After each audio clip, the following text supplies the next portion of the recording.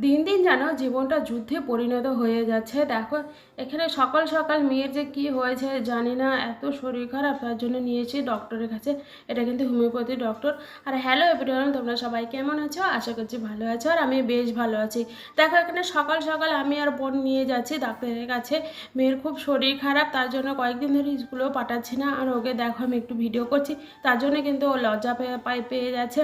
ও আবার না, লোকজন দেখলে একটু বেশি লজ্জা পেয়ে যায়। আর এখানে অনেক লোকজন দেখেছে তো।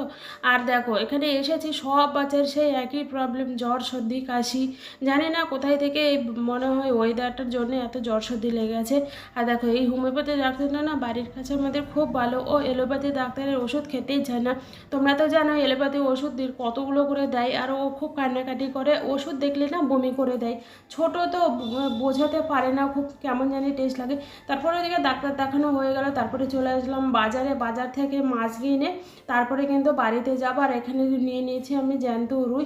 আর জ্যান্ত রুই খেতে আমার বেশি ভালো লাগে। এই যে অন্ধের রুইগুলো দেখছো না, বড় বড়, ওগুলো কিন্তু ভালো লাগে না। আর এদিকে দেখতে পাচ্ছি ভালো একগুলো বাটা উঠেছে, বাটা মাছও নিয়ে নিলাম, তার সঙ্গে একটু চিংড়ি মাছ নিয়েছে।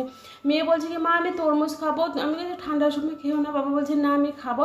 তার জন্যই কিন্তু আবার তরমুজটা নিয়ে নিলাম। ঠান্ডা মানে ওর ঠান্ডা লেগেছে, তার জন্যই কিন্তু আমি তরমুজটা দিতে চাচ্ছিলাম না।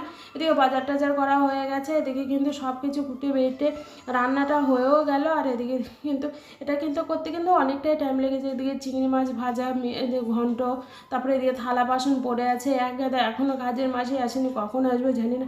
এইসব কাজ করতে করতে আমি পুরো শেষ। আর এই এত গরম না, রোদ কি বলবো। চলো বন্ধুরা, ভিডিওটা কেমন লেগেছে অবশ্যই কমেন্ট করে জানিও। আর ভালো লাগলে লাইক কমেন্ট শেয়ার এবং সাবস্ক্রাইব করতে